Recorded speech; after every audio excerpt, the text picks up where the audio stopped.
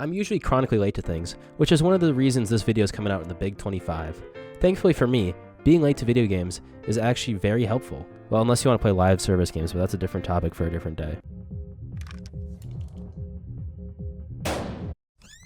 Over Christmas break, I started playing Red Dead 2 and realized two things. One, oh my god, this game is peak, why have I not played this before? And two, holy shit, I have way too many games to play. And that right there, in my opinion, is the greatest part of being late to games. I'm never gonna run out of things to play. After I finish Red Dead 2, I still have Animal Well, Pizza Tower, Resident Evil 2 and 3, Metal Gear Solid 5, and way too many more. And I just added Balatro to the list, so there goes 100 hours.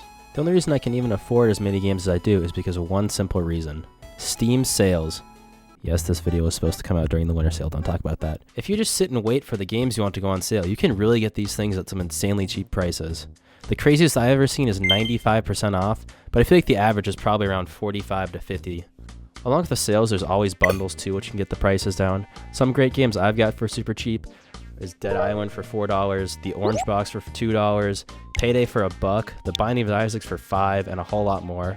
The bigger games like Red Dead or Elden Ring usually stay in that $20 to $30 range. I mention that because if you're patient enough, you can even get these generation-defining games for lower prices. There's even options if you have no money. And no, I'm not talking about Fortnite's awful metaverse or Roblox. Shrimp games.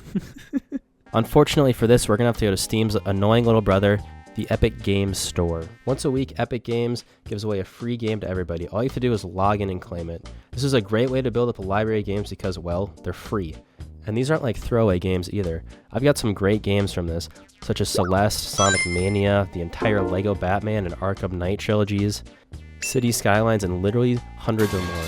I'm loyal to Valve for whatever reason, so I really don't know how Epic can afford to do this because I haven't given them a single cent. Well, besides Fortnite, but we don't have to talk about that. Epic just burns money around the holidays too because they give out AAA games every day for like 2 weeks during that time, which is where I grab most of the games I mentioned. I could really rant about Epic Games for a while, but that's not the point of this, so I'll save that for later. Alternatively, if you've made the mistake of being an Xbox fan like me, Xbox Game Pass is a pretty solid deal. There's around 400 games for a monthly price.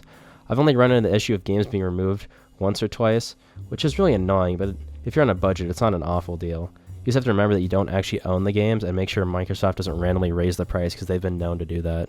This next thing mostly applies to AAA games because, let's be honest, this is more a AAA problem.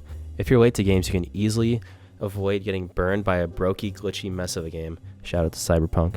If a game is truly broken, there are reviews and people complaining everywhere on the internet, so you'll notice. The funny thing that usually ends up happening with these games is they get patched into what they're advertised as, and then you'll also get it for like half off, so it's really a win-win for you. Shout out to Cyberpunk.